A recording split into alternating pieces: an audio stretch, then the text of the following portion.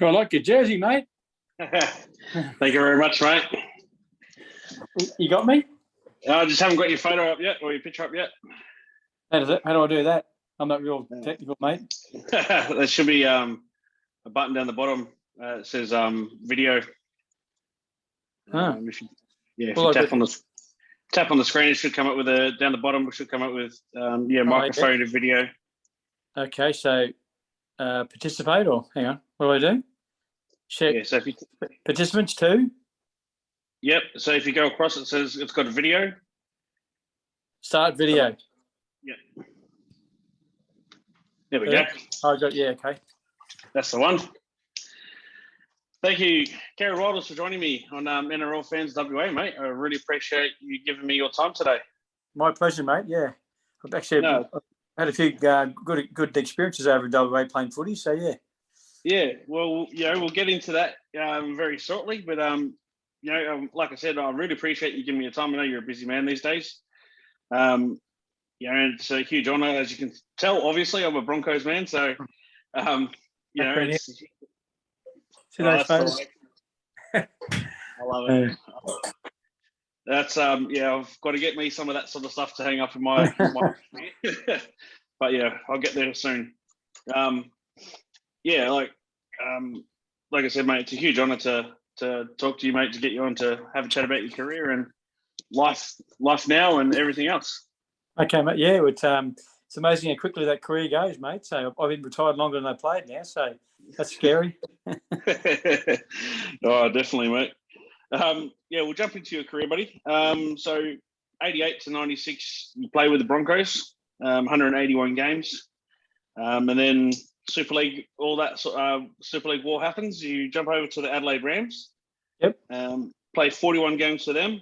And then you end up in England playing for a team I've never heard of. Was it Gateshead in the Super League? Yeah, yep. So in 1999, Gateshead were a new team in the English Super League, based up in the northeast near Newcastle.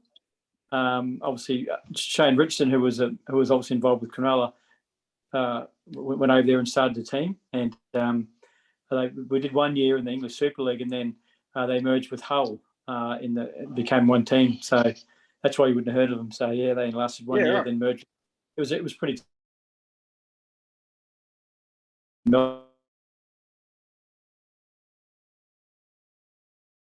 Probably was a bit too hard and a bit too soon, I suppose. Yeah.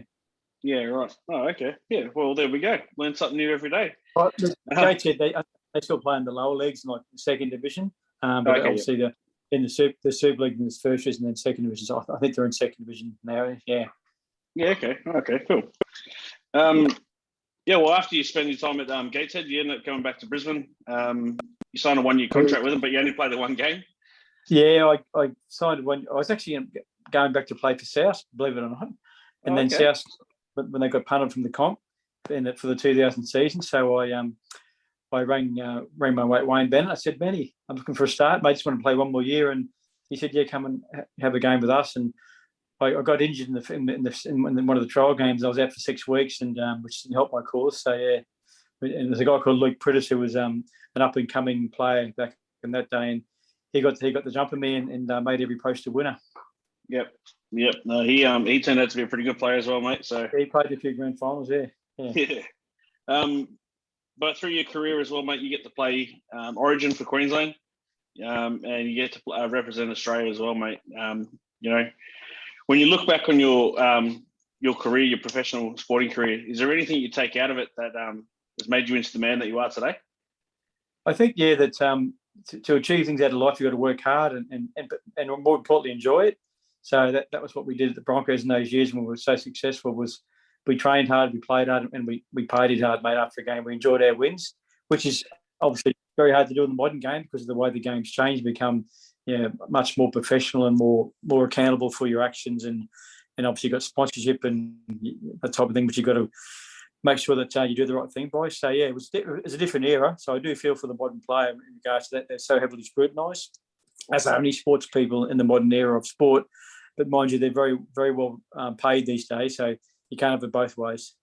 Yeah, definitely, absolutely, mate. I think we'll get into it a bit later, but yeah, Super League was a big reason of why it's such a professional sport these days. Yeah, it did. I mean, Super League obviously, it certainly did tear the heart and soul out of the game, but it helped the modern player to be where they are today, to make it more professional, get higher payments, make the game more appealing to women and obviously and other people. So the NRL back in that were quite smart. They realised that 50% of the population were women, so they had to come up with a product that women liked as well. So hence the Tina Turner commercial started, and they started pushing the beefcake, I suppose, Andrew Eddinghouse and these type of players to try and get what women follow the game. And now there's a lot of women do follow the game and love it. So yeah, absolutely, mate, absolutely.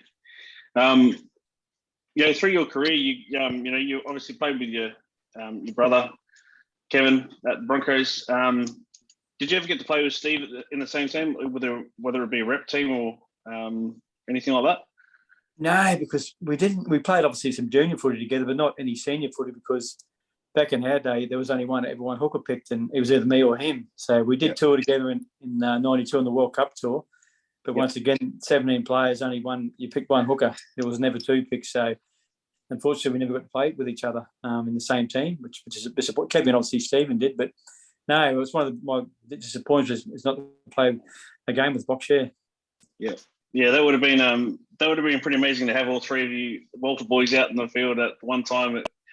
You would have confused a few people, but it would have been great to see. Yeah, would have had some fun, but yeah, obviously in the modern game that probably could have happened, but not back then. It was just one number 9, that was it. So yeah, but obviously we're very lucky that we got to achieve, win premierships and play State of Origin and play for Australia, both playing the same position. So yeah, we're pretty lucky.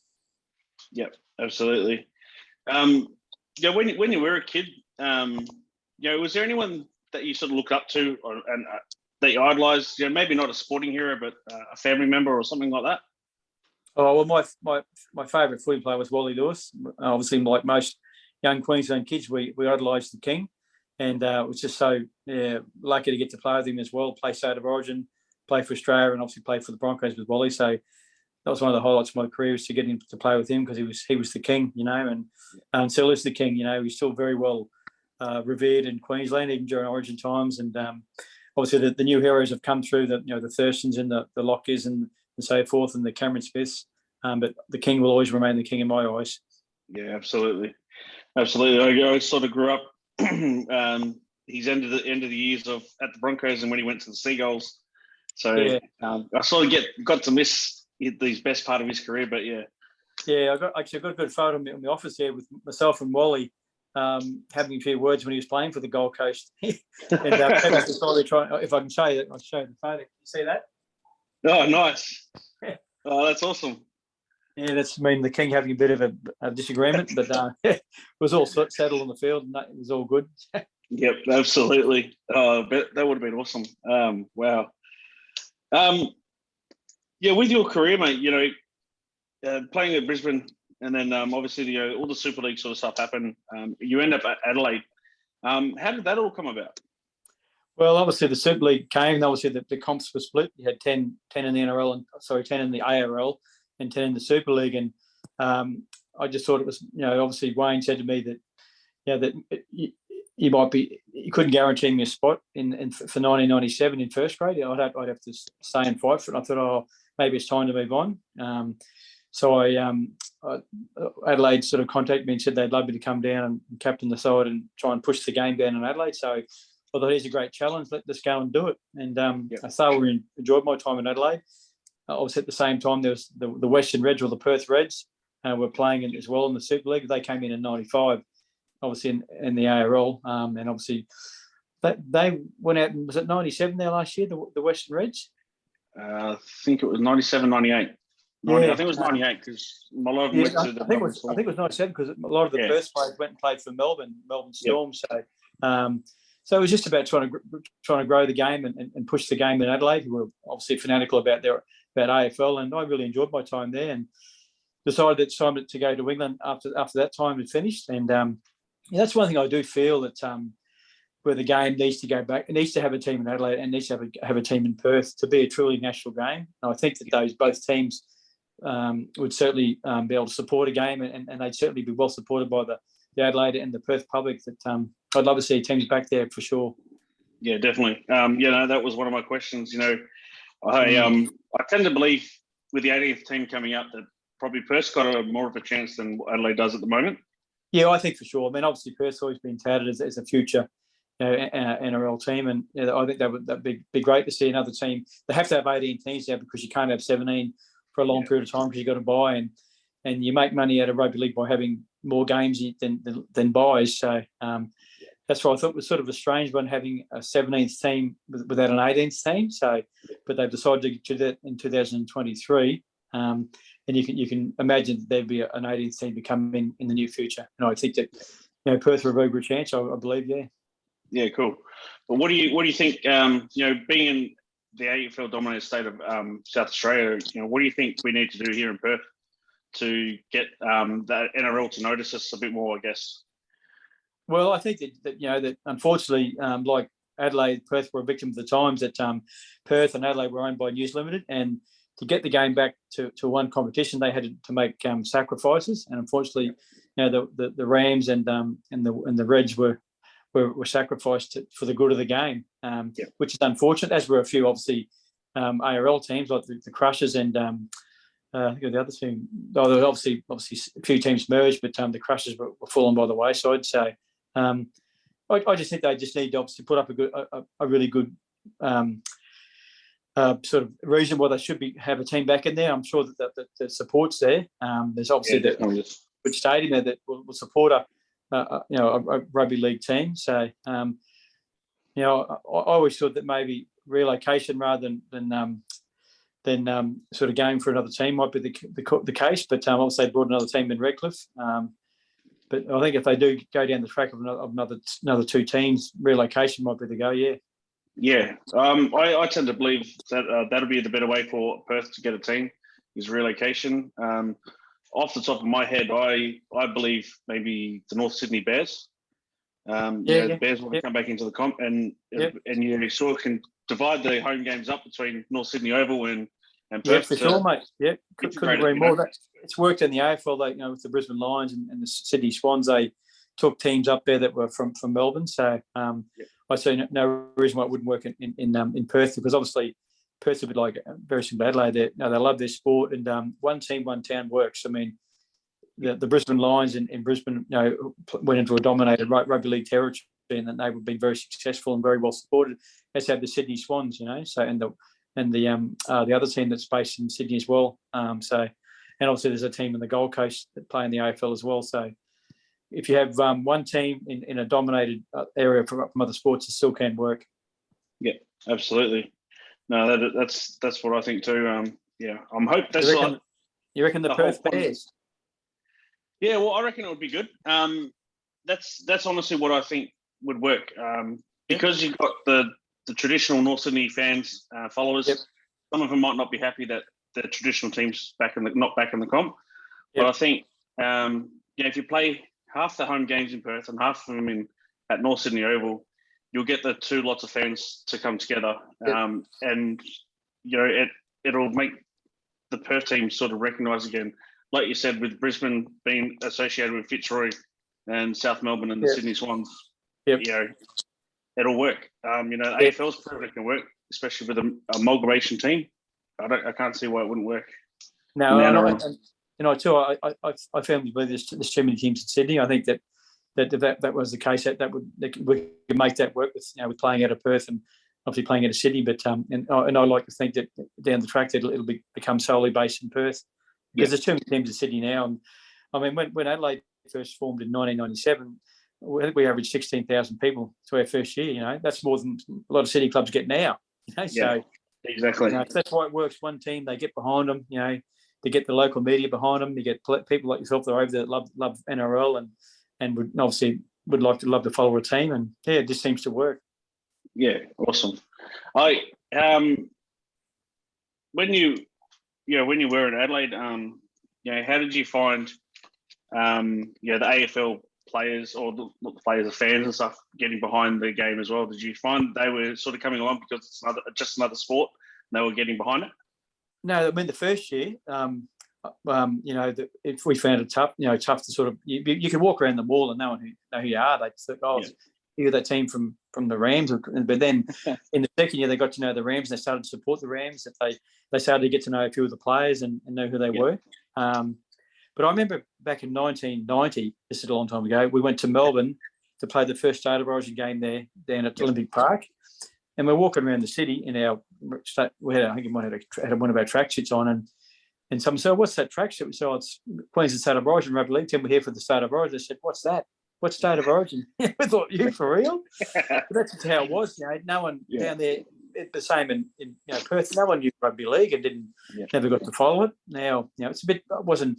I mean, AFL was followed in Queensland, not to that extent, but people knew, the AFL and had seen it. But it was just like we're aliens. They'd never seen us, never heard of us. So that's the hardest to try and penetrate into a dominated, sport like that. But they proved with the Melbourne Storm that they can, they've been so successful. They got a good core group of supporters, and I'm sure that'll be the case in the West, in Perth and back in Adelaide. So you just got to, have a vision and a drive and get someone behind it that's passionate about it. Because I'm sure there's a lot of people like you in both states that love their NRL and would certainly support it. Oh, absolutely. I mean, I know when I went to the State of Origin over here a couple of years ago, and they put it at the AFL stadium, or it's a multi-purpose stadium. Yep. 60,000 people. They sold it out. Yeah, I was actually there, mate. I was there for that game. Yeah? It was disappointing for a Queensland point of view because Kevy was coach. So yeah. We got that night. They ambushed us. Yeah, definitely. I was. Yeah. But the crowd was unbelievable because remember it paddled down with rain that night and was it was a great stadium, not the stadium. So that proves that if you have a good product, that people will follow it. And obviously, you would get 60,000 a game regularly, but you get in a purpose-built stadium, which I think you've got there in Perth. You certainly get some following because our game, rugby league, is better to watch live. Yeah. And so I'm sorry, you can watch it live, but you can watch it on TV. Yeah. Whereas AFL, you've got to watch it live. If you're TV, you can't appreciate the skill levels of AFL. Whereas rugby league, we're pretty lucky. You can watch, you can see both live and both on TV. But the beauty of rugby league is you can get closer to the action. I mean, I've watched the game at the MCG when the game's in the forward pocket and you're up the other end. You can't see the game, but with rugby league, you're always in the game, because you're so close to the action. You can feel the hits, you can hear the players talking. So yeah, absolutely. I mean, I know that the stadium that they got built over here, the Western Force play out, and the Perth Glory. So it's a purpose-built one. The government put money into it to build it up. Yeah. Yep. I think because Mark McGowan he's actual rugby league fan because he comes from Sydney. Oh, okay. Yep. And he wants to bring a team over here, so he's put money into it. Yep. And I think it's 15,000, maybe 20,000. I'm not sure. Yeah, that's the perfect size for rugby league. I mean, you don't need a 50,000 seat stadium because, like I said, it's tailor-made for television. So you get 15,000, 20,000 every game, you're doing well. Exactly. If we can get 10 to 15,000 per game that we do have in Perth, it doesn't look like the Sydney stadiums where we got no crowd in the background. Yeah, that's what I'm saying. It just looks. You watch a game at Stadium Australia in Sydney, and there's probably 30,000 there, but it's half full, mate. So this doesn't have the same atmosphere for a player and for a spectator and for a fan and for a sponsor. You want to see the stadium full, So yeah, absolutely. You got to get those borders open first, mate, before you get a team over there. Yeah, well, I was not happy because I was going to try to come over for the page and go to a couple of games. So I'm a bit devastated about that. But as soon as he opens the borders, I'm booking some tickets to go over there. Yeah, I want to go watch some games live. Yeah, the Broncos' first game was on 11th of March against South Sydney, so expecting 40 to 45,000 that one, so it should be good. Oh, mate, I can't wait. I can't wait for the boys to get out there. Yeah, like I said, as you can tell, mate, to be quite honest, 90% of my clothes are Broncos clothes, so that's all I walk around in. Did you grow up in Perth or? No, my later days I did, but I grew up in Brisbane as well. Oh, so you're from Brisbane. That's how you got. Okay, okay. Hence Broncos passion. Yeah, okay. I was born in New South Wales, but it wasn't. I was pretty young when we moved up to Queensland, and just became a Broncos fan from then. Yeah. And when we moved to Perth, I had a couple of mates ask me what team I followed, and I was like, "Oh, the Broncos." And they've gone, what are you on about? Yeah. I was, oh, that's right. You're talking about AFL, yeah. So Yeah. But I've just been a Broncos man all my life, and Well, mate, I think we're coming good again, mate. So we had their first trial game last weekend against Wynnum, and they performed extremely well. So I'm very optimistic about the year this year. So as is the coach. So they got the Titans this weekend in a trial game. So we'll see how we go there. Yeah, well, that'd be good because I've had a chat with David Mead as well, and they got so much stocks in the outside backs, and for the first time in a couple of years, they've got some stocks in the halves, which is making it a lot better. Probably that's where we struggled the last couple of years is the halves. If they underperform, we didn't have anyone else to go in there. So, I think right across the park from 1 to 17, we've got plenty of competition for spots. So, and the fact that all the young guys that have been sort of toiling away the last couple of years, they've showed some really good signs late in the season last year that they're about to make an impact on the game. And with Adam Reynolds and Kurt Capewell and a few others, I think we're in for a really good year, mate. So watch this space. Oh, definitely, mate. I sort of noticed the difference in them last year. They sort of the first half of the year they were still stuck in the Anthony Seibold mode, and then they sort of clicked into what Kevy was trying to do, and they've gone, oh, actually this is working, and then they just blossomed. They're competing with bigger teams, and they even won a couple of games they weren't meant to. Yeah, they learned that to stay in the battle and compete for 80 minutes. I mean, the problem too was for a lot of other teams as well in the NRL is that the last couple of years there's been they couldn't play in the Intrust Super Cup, like the reserve grade, the feeder team, so they just weren't getting any footy, and they'll learn to play NRL in the NRL, which is you can't do that. You learn your apprenticeship playing in the lower grades and getting a bit of taste here and there of footy. Fortunately, they were learning to play NRL in the NRL. No, that's where they got found because they just weren't.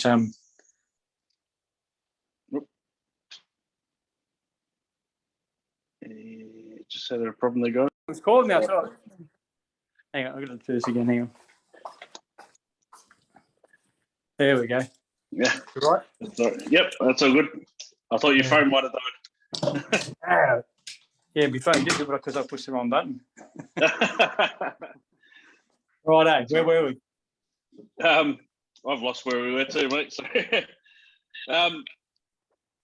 anyway, we'll go on to some more questions.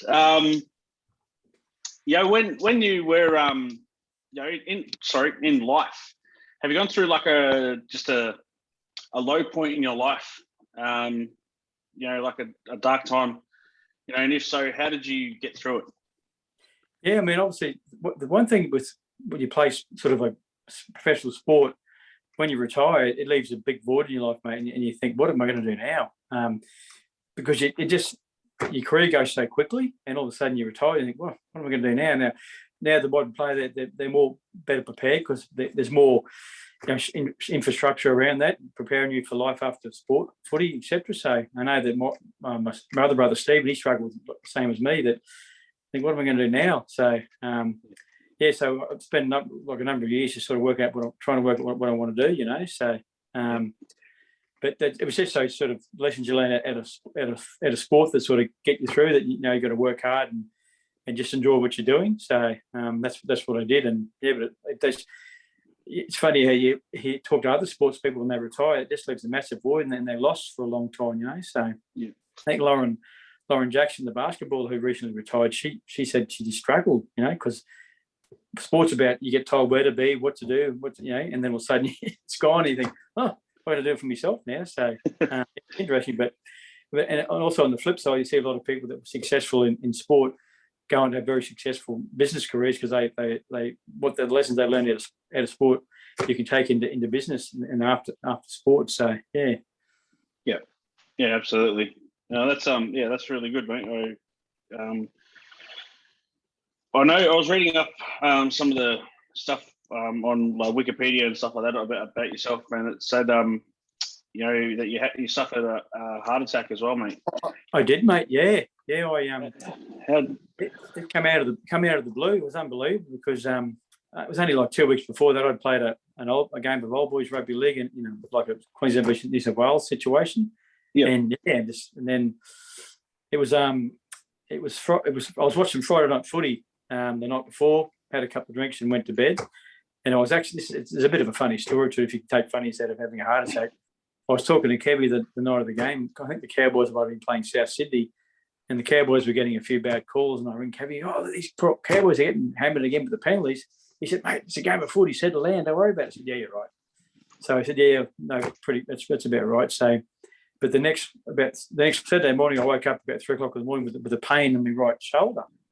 I thought, this is a bit weird. So I got up to go to the toilet, and then I started feeling dizzy and like I was going to faint, and I started sweating. And I said to my wife, I said, I don't feel too good here, Des. I said, something's not right. I just feel weird. And she said, what do you think we should do? I think probably should go to the hospital because this is just weird. And so we jumped in the car and went to the hospital. And then obviously 10 minutes later, I felt fine because they gave me a tablet and I felt really good. And they said, so I kind of go home then. They said, Mr. Walters, you've had a heart attack. I said, you're kidding me. I said, yeah. They said, you've got to go to another hospital to get some to the ICU ward to get tested. I said, oh God, well, this isn't good. So so then my wife Desi rings Kevy to tell him what's happened, and the first thing Kevy said was, "Geez, you took that Cowboys loss bad, didn't he?" No. All of my footy mates, because I was one of the fittest guys in the team, and and they couldn't believe that I got out at 45, and they all got. I remember Elf started sweating. He started getting, oh, geez, if it happened to me. Mine was I had no pointer signs. I wasn't overweight, wasn't a smoker, didn't have high cholesterol. So they couldn't explain why I actually had it. I had one artery had sort of 90% blocked, which is what caused it. One of the main arteries. Most of the time they block because if you've got high cholesterol. If you have one, you have 3 or 4. But mine was just one artery. So I had a bit of stress going on in the time in my life. So I figured that they could have been what could cause it, stress. Because that can, like anything, when you get obviously heart disease is a disease, and whether it's cancer or heart disease or any other thing, it's something triggers it. And I think mine was caused by stress because they done the scans and there was nothing. My heart was perfect, just that one artery had blocked. Because people think heart disease, there's something wrong with your heart, but it can be you get a blocked artery, which is the most common thing. So my heart's perfect. There's nothing wrong with my heart. It's just I had one artery with a block, which caused your heart to go into stress, So I sort of got on the bandwagon and started promoting men's awareness around that. But if you have anything out of the ordinary, go and see your doctor because unfortunately sometimes it's too late. And I was one of the lucky ones because I think 48% of people that have heart attacks don't make it. They pass away. So you've got a 50-50 chance, and there's 3 reasons why that happens. Because the first reason is that you ignore it and it's too late. The second one is that you've had a really bad heart attack and you can't be saved. Or the third one is that you're too far from medical assistance. So if you're out in the country, too far from. So they're the 3 reasons. So, and one of the main reasons is that we just ignore it and don't get help. So I can say that any male or even females are a little bit sort of more aware than we are, but with males, we just think we're tough. Nothing like that can happen to us. So anything out of the ordinary, if you get a shortness of breath or just feel a bit different, just go and see your GP because it could save your life. And looking back, I probably had a couple of situations where I should have recognised that it was going to happen, but I just thought, that wasn't anything to do with that. I had to stop one day when I was going for a run. I thought I was a bit hangover from the night before, to be honest. It was actually after Kevy's wedding. Went for a run up at Ely Beach, and I thought, geez, I better stop here. I'm a bit out of breath. But I thought it was just because I was hungover. But it was because my heart's saying, hang on a second, there's something wrong here. I need a bit of help. So I just ignored it. So very, very lucky, mate. Oh, well, mate, that's a hell of a story, mate. Like, and I'm glad that you come out of it on the good side. That's I had in the blockage they just put what's called a stent in, a stent, that unblocks the artery, and it's amazing what you can do now with modern science. So no, that's awesome to hear, mate. Awesome that you recovered from that. That's wow. Couldn't imagine the stress going through your family at the time too for that. Yeah, I was up. I made a pretty speedy recovery, but there's another to the story that goes on. when they did put the stent in, they took quite a while to do it, and I found out later on that I had really big arteries because I'm from publishing sport, and so they couldn't use a normal one, they had to use a metal one, like a larger one, and the doctor said that there's a good chance your body might reject it because it's metal, it's not hasn't got the plastic coating on it, so there's a chance it might reject it and might reblock again. So I said no worries. Would have been probably 12 months of the day I'm playing touch footy, and I got chest pain. I thought, and I actually tore my hamstring. So when I was at the doctor, I said, I probably should tell you too. I had this. He went, oh. So they did it again, and it reblocked in the same spot. So then I had to have open heart surgery to do a bypass. So, oh wow, because he said, you have to have bypass. I said, that's right, and with bypass, that's fine. I didn't know what bypass surgery was. And my wife, she went white. She said, "What's wrong?" She said, "That's open heart surgery." I said, "Oh, is it? Oh, okay." But I've had that. It's all good, mate. So yeah, but now most times you can get by with a stent. But I don't. Yeah, so that's another story, mate. So I've got the scar to prove it. So yeah. Oh well, mate. That's awesome that you've come through that. And you recognise the sign again when you went through it again. That you're able to recognise it and go, hang on, there's something wrong. So I'm glad that you mended from that. And I'm twice lucky, mate. I must admit, yeah. I'm very lucky. Absolutely, someone must be on this earth, mate. So. Definitely, mate. Definitely. With your with your career, mate, your footy career, you played in the 92, 93 grand finals with the Broncos. You missed out on the Super League one and the 98 one, but you also get to play Origin, and for Australia, mate. Do you sort of look back on your career and just go, "Wow, I had an amazing career here"? Yeah, like you just sort of go through your career, and you just sort of have a challenge, and then you come across that, and then at the end you think, "Geez, I didn't did too bad, did I?" Because at the time, like I played for the love. I loved the game, mate, and I would play for nothing, to be honest. I mean, to get paid. I remember my first contract. I couldn't believe how much I got. I think it was like $10,000. I thought, how good is this? Getting paid to play rugby league? It's unbelievable. And that was the same with most players in my era. We loved it, and when I first came into the Broncos, it was semi-professional. You worked your a normal job during the day, then you went to training in the afternoons, and then probably by the mid '90s it became fully professional. But in the early days, it was semi-professional, and you did your job when you went to training. So, I remember my first game in 1988 when the Broncos first started was against the Bulldogs at Lane Park, and I was so nervous because they were in 87 Manning or something. They were one of the stronger teams around Canterbury in the 80s. There was them and Parramatta were the dominant teams, and I was pretty nervous. That was the only time I got nervous was before that game. And we actually won, and I scored a try. So I thought, how easy is this? But I was joking. But and then in that first year in '88, I played 5 games in first grade because Greg Kinnesia was the current Queensland and Australian hooker, so I had to bide my time behind him. And then in 1989, Wayne Bennett said to both of us that we were going to start the year on even together, and whoever played the best in the trials would get the number 9 jersey. And I was lucky enough to have a couple of good games, and I got the jump in the first game in 1989, and went on. I played 10 games in the first 10 games, and then I got picked in State of Origin after 10 games. I couldn't believe it. And then that was the first game was at Suncorp, or Lane Park was the name back then, and Wally was the captain. Arthur Beecham was the coach. So I'm sitting here thinking, this can't be real. I'm sitting here, put me State of Origin jersey. Arthur Beecham go, here you go, son, here's your first State of Origin jersey. Go out and do us proud and enjoy it. And I thought, this isn't real, surely. And then Wally leads us out. We've got Melbourne Inga and Gene Miles and Bob Linder and Paul Vaught and Gary Belcher, all these Origin legends, Alf and Langer. And ran out on the Lane Park, and the crowd just erupted. And I thought, oh, this is real. I'm playing. And of course, we won the game, and then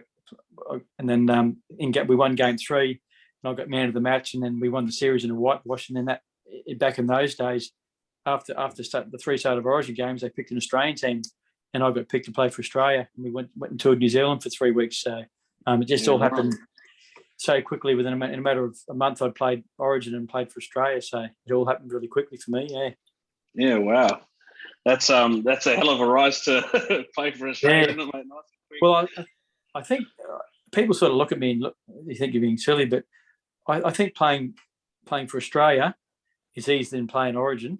And playing Origin is easier than playing NRL, and playing NRL is easier than playing Queensland Cup because you're playing with such great players and they make it easy for you. I mean, that Queensland team, it was just riddled with great players, and it was just they make your job easy. It was a bit like the Origin period when we dominated for those with Cameron Smith, all them blokes.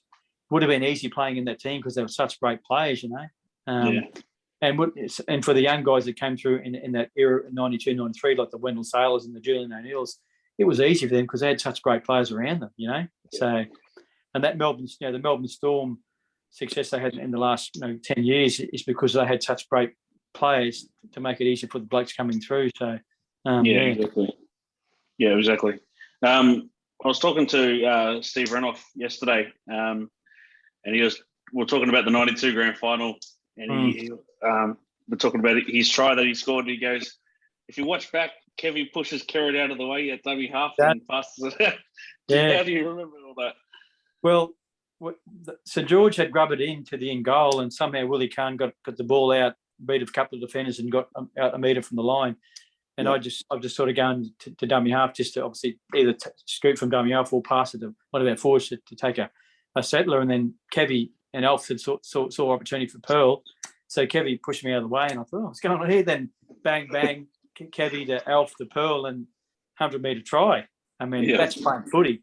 And so often, if I get the chance to talk to young kids about how to play the game, I say, Google Broncos 1992 grand final try, Steve Renouf.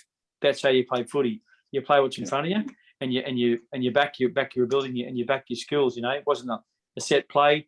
They saw an opportunity and they took it, and that was what probably turned the game for us. Really, that's about playing footy, and that's probably what the modern game, without being too hard on that, they lack that. It's very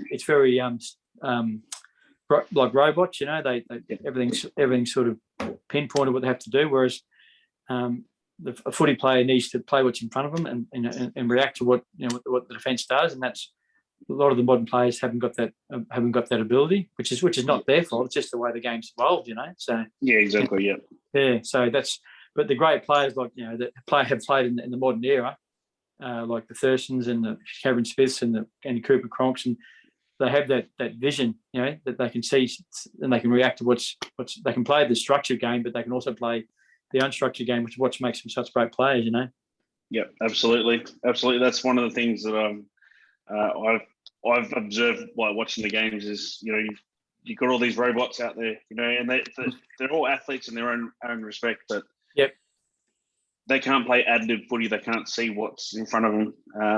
And that's, well, when I was a kid, that's something I did. Even playing, because I ended up playing AFL over here. And it was just something I did. We played our structure, but if something wasn't on, then I wasn't doing it, or look to see what game plan was on.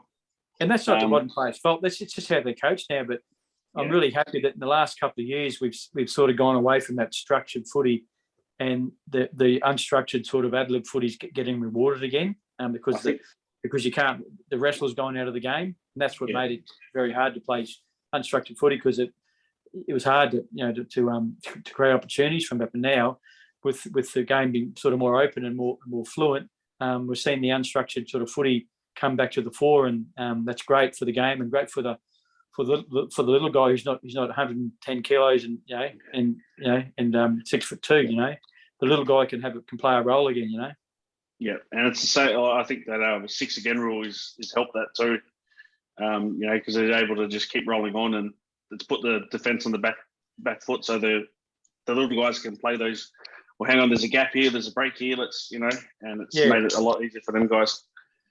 It has. I mean, you don't want to see a game of wrestling. You just want to see a game of skill and a game. I mean, to see a well executed set plays, it's nothing better. But there's also nothing better than seeing someone see an opportunity and then take it and get rewarded for it. So that's the ad-lib footy. That's what people love. It's off the cuff, and it's exciting to watch. Yeah, definitely, mate. When I was looking up your career as well, mate, I noticed that you won a couple of Daily M Hooker of the Years as well, mate. How did you take those personal accolades? Yeah, once again, that with individual awards come from playing in great footy teams. I mean, I think back in my day, we had like 9 or 10 Origin players in our team. So, I mean, you can see why we had success. That's why it's difficult. The modern game, you couldn't have a team like that in the modern game because you wouldn't be under the salary cap. So, but yeah, I think individual rewards are a result of playing with such good players. So, and they're, people ask you about playing Origin, playing for Australia, but I think the most satisfaction you get is winning a grand final. Because you play as a team. It's a team sport, and you train hard for 12 months to ultimately get to the back into the City Football Stadium to lift the NRL trophy. So yeah, that individual awards are a result from that, and it's we look back on those and think, oh, that's really good. I've got those LEM awards and I've got this award. Player of the Year awards is because of your teammates, who played a vital part of that. Yeah, definitely, mate. Definitely.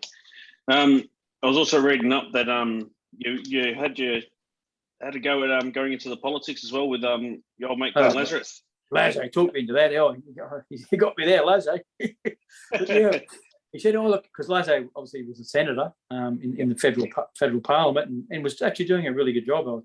It actually surprised me how committed and how focused he was on it, and I really felt sorry for him when he didn't get back in. But yeah, I actually quite enjoyed our time out on the road, talking to people and understanding what the difficulties people have from day-to-day life out in the country. But Lazo really focused on the country areas because they were sort of forgotten about, and we got out and spoke to people. And yeah, unfortunately, we didn't get the votes to get in because just the way it worked out. But I really enjoyed it, and I really felt sad for Lazo when he missed out. But it's when you in the Senate, it's hard to get a position without being in a major party because you just haven't got the funds to get across to all areas of the state and try and get to people and get their votes. So, but totally enjoyed it. I've ticked the box and move on. That's the way, mate. That's the way. Yeah. What are you up to these days in post footy career? Have you got businesses? What are you up to? Yeah, so I live on the Sunshine Coast in Queensland, a beautiful part of the world, actually in Caloundra. I'm on the board of the Sunshine Coast Falcons. They're a team in the Intrust Super Cup.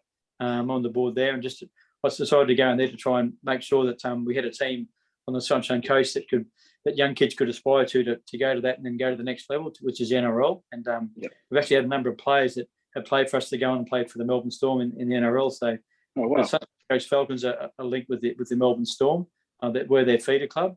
So it's great to see that there's been about 10 players that have gone on to play for the Falcons and going to the NRL. So, but still, I'm an avid fanatical Broncos supporter, go to all the games, and particularly now my brother Kevy's the coach. I don't miss a game now. So, like any other Broncos supporter, I was pretty disillusioned by the last few years of what's happened. So, and I'm pretty confident now we're back on track, and Broncos' success is not far down the track. But living on the Sunshine Coast, got a few businesses that we have at the moment in the ladies' fashion industry. So also in the commercial cleaning sector, and also a bit of involvement in real estate sales as well. So got plenty to do, and which keeps me busy and keeps me off the streets and out of trouble. Yeah.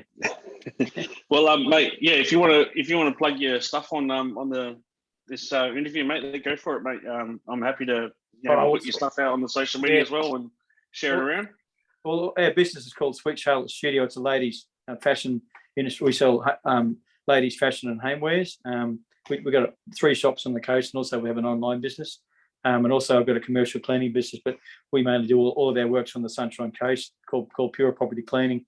And real estate, I'm just sort of doing a bit with my son. We work for a mob called Elite Lifestyle Properties. They sell sort of upmarket sort of real estate on the Sunshine Coast here, and things are going well.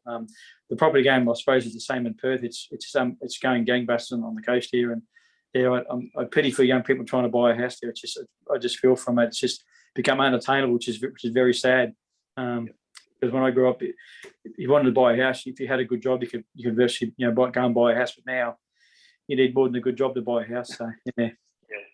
It's hard for me to buy a house, mate. I've got 10 kids that live in my household, and I work on the mines as well. So it's hard. And you obviously, how is the game in Perth now? Is there still a competition there, but is it very well supported? The senior side of things isn't too bad. The women's, it could be a lot better. We've got a few new clubs that have come in the last couple of years that don't have a senior side, but they've got juniors. Yep. Our senior men's, I think there's 6 or 7 teams. Yep. In the first grade over here.